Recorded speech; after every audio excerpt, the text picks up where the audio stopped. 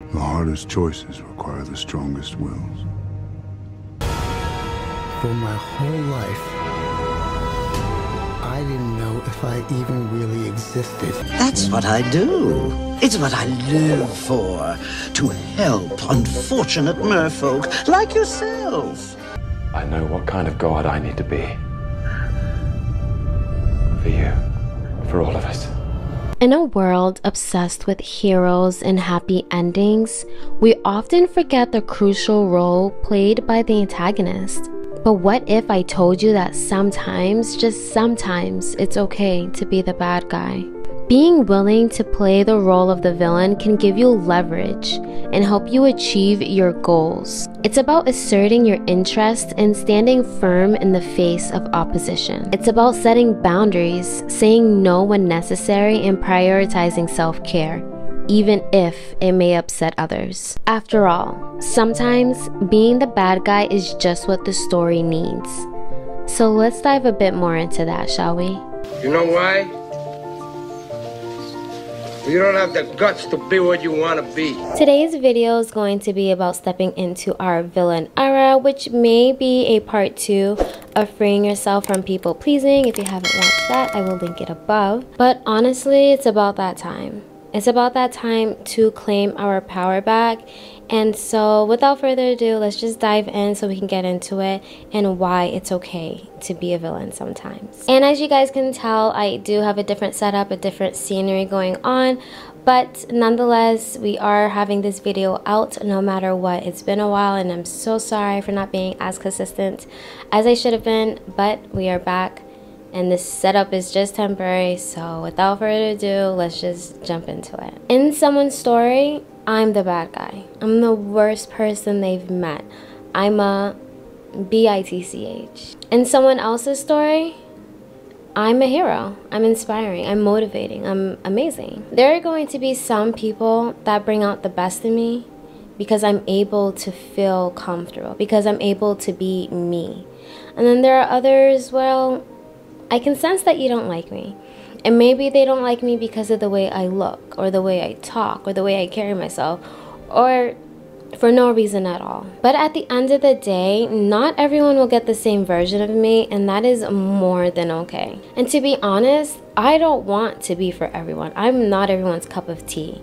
And if I am, that just means I'm people pleasing all over again. But once you come to that realization that you are not going to be everyone's cup of tea, your life can now start to become beautiful. You will now be able to distinguish who's there for you and who's not. You'll now be able to find your tribe, find your people. Or better yet, distinguish those that shouldn't even be in your life. Not everyone gets the same version of me. One person might tell you I'm an amazing, beautiful soul. Another person will say I'm a cold-hearted asshole. Believe them both, I act accordingly. Unknown. We cannot control how people perceive us, although we can influence it. But at the end of the day, there are going to be times where there's nothing that we can do about how someone interprets us as a character, as a person. Some of these reasons can be their personal life experiences, their cultural influences. For example, in a Haitian household, if you go into a room and you don't say hello, or kiss each person on the cheek, that's a sign of respect. And if you don't do it, guess what? You just disrespected your elders. And that's not the case for every culture. There's also emotional state, their values, their beliefs, and or just their interpretive skills. Not everyone will interpret the same situation or the same person the same way as me or you, for example. And if you can't change their thoughts or their perspective on you, then just make peace with that. You can't kill yourself or cause yourself stress over how someone thinks about you. You have to make peace with that and just move on. There's nothing else that you can do. And especially if you've been true to you, you're just being you, move on. And honestly, life is way too short to be worried about what other people think, other people's opinions, thoughts about you. As long as you're living your life unapologetically and living it to the fullest, nothing else matters. No one else matters. You ever watch a TikTok and in the comments they'll say, and this is when their villain story started. And it's a joke, it's a kiki, right? But ultimately what they really mean is that this person is about to stand on business. They are not going to take any BS from anyone anymore. They're claiming back their power. And really what I mean by being a villain is just that. Being courageous, being brave enough to stand up for yourself, for others. I mean, speaking up when you know it's right to do so. Do you know how many times I've encountered in a large setting people who feel the same way, experience the same thing, inequality in a work environment, for example, and they don't say anything? But hopefully there's going to be that one person, that one bad guy, that one villain that stands up and speaks for everyone. Stands up for everyone that was too afraid to do so. When I say we are being the villain, that means we are not waiting for someone else to save us. We're saving us. We're saving whoever needs the saving. That's why a lot of villains, when you look at their stories, they are the hero in their story. I remember being so afraid to post content because I was so afraid of people not liking me. People saying things about me or pointing out things I didn't like about myself or this and that. And honestly, as humans, we all do the same thing.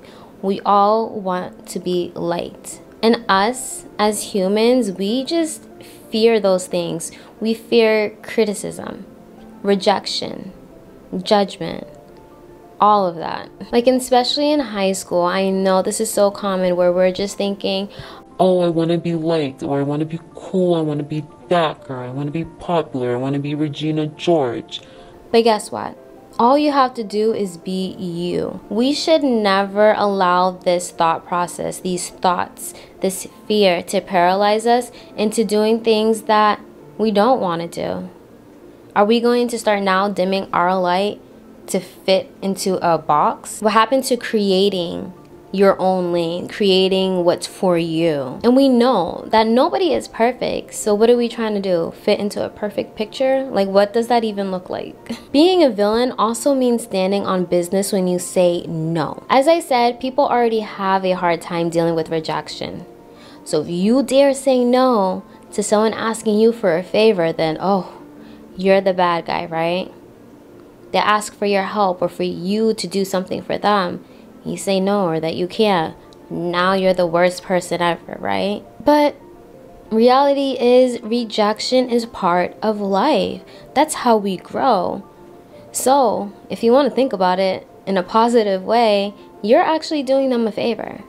You're actually helping them. And even better, you're doing yourself the biggest favor by setting those boundaries and standing on business by saying no. Do you understand the power in saying no? The word no itself is extremely liberating and empowering. I did state in my last video on how to say no so that it's still kind, so that it's still firm but gentle. But setting those boundaries and saying no and standing up for yourself will only put you first. And guess what?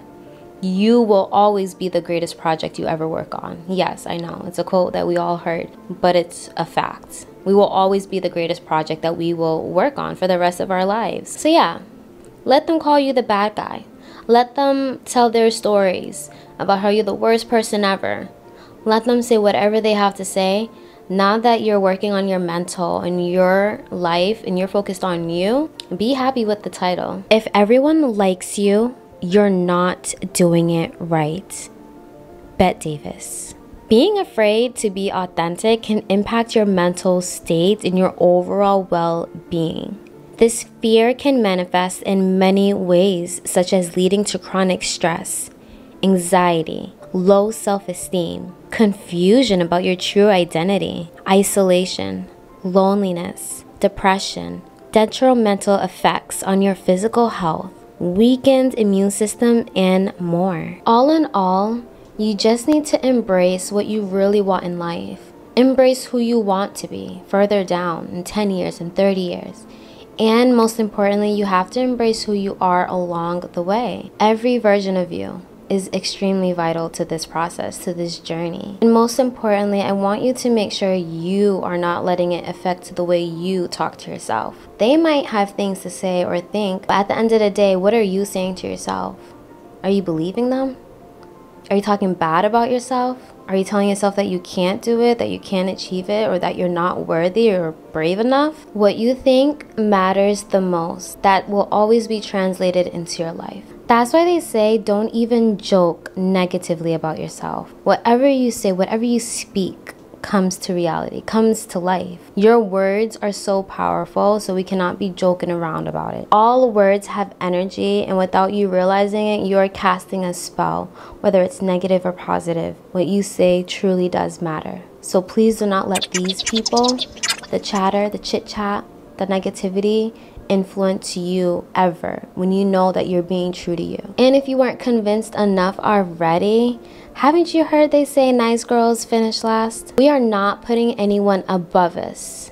No, that stops today. Going forward, we can be nice, and we will be nice, humble, sweet, and kind, but also balance that out with assertiveness, with confidence, and strategic decision making, so that you're always putting you first. And remember, they need you to be the bad guy.